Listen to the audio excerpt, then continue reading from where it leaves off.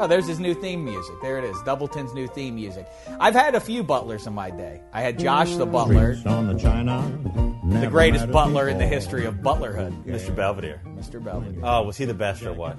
I know we've talked about these stories a million times. Tell them again real quick. The stories about Christopher Hewitt. Well, the late Christopher being Hewitt. in Hollywood and being in these writers' rooms, David, you don't know about this. No, I don't. You hear all these stories. Do tell. What's it like, though, to be in show business? Wrap yourself in another blanket and get all sweaty. Look how you're already sweating through the shirt. Chris Hewitt, there's two stories about him. One, that pulling a Belvedere is apparently during a read or whatever, he sat down on a hard wooden chair and smashed one of his balls. This is a well-known story. This is a well-known story. I've heard it so many times. Pulling a Belvedere it must be true. is sitting on your nutsack and crushing one of your testes. He ruptured a testicle. Right. And that's the story that everybody knows. But here's the other story that someone who wrote on Belvedere, I'm not going to say his name, told me the story.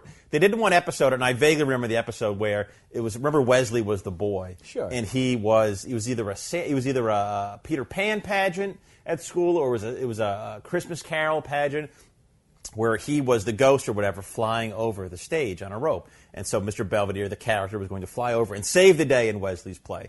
But Chris Hewitt, so they tie Chris Hewitt up to a rope, to a wire, and they scurry him across the top of the stage. But the wire breaks, and he falls to the stage, and he shits himself. And so what happened is, instead of, oh my God, he's like, no, clear the audience. So he makes all of the audience, 250 people in the studio audience, he makes them get up and leave, then they clean him up. What was the explanation to the audience? Potential paralysis, we better get everybody out of here kind of thing? I'm sorry, but Mr. Belvedere made a duty. You got to leave. And again, that is not a tall tale as far as you know. That is a verifiable story by someone who was on hand. Okay, it wasn't Mr. Belvedere, it was me. No. That's the story. Those are the two famous Mr. Belvedere stories, and unfortunately now he's passed. Yeah, he has. Although I met him at a party. This is like when I first moved out here, and I was like 23 years old, and he was there, and he was just dancing around this place. TV Land opened when they launched TV Land at the Paramount Studios. This is 1996. He was there. He couldn't have been happier to see me. Here's why Doubleton, the new. Doubleton / Dufresne, the new butler of Daves of Thunder. Why he would do well to take a page from the way Belvedere operated. I've talked about it before. I'm going to say it again. He is the one-time valet, the butler to Her Highness, the Queen of England. Right.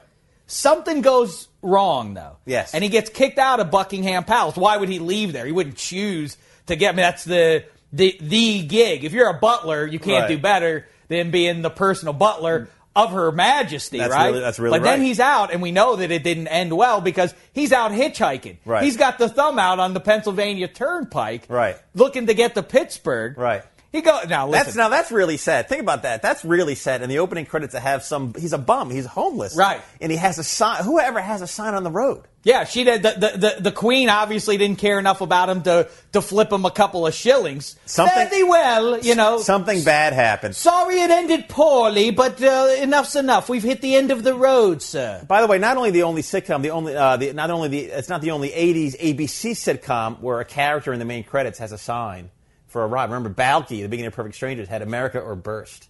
Remember he had that dirty cardboard sign? Yeah. That was a well back then. They went to that well often. What's funny about Belvedere, when you think about it, remember at the end of every episode, kind of like Doogie Howser. That's what I'm getting to, right? He would write to the Queen. If you look at him like he's Oswald, it's a whole different thing. He was crazy. That is exactly my point. What happened? He gets fired by the Queen, but he has so little dignity, apparently, that he still writes her a letter like, Dear Queen, this was an interesting week with Wesley and Bob Euchre. And didn't I fire you? Why are you penning me letters? It's creepy. He's a stalker. He's stalking the Queen, and so that's odd. But then he's got the thumb out to get to Pittsburgh so that he can go and work in a modest home, single family home for a Pittsburgh sportscaster. Right, Euchre. Yeah. At one point in the halls of ABC, someone said, "We got to get Euchre."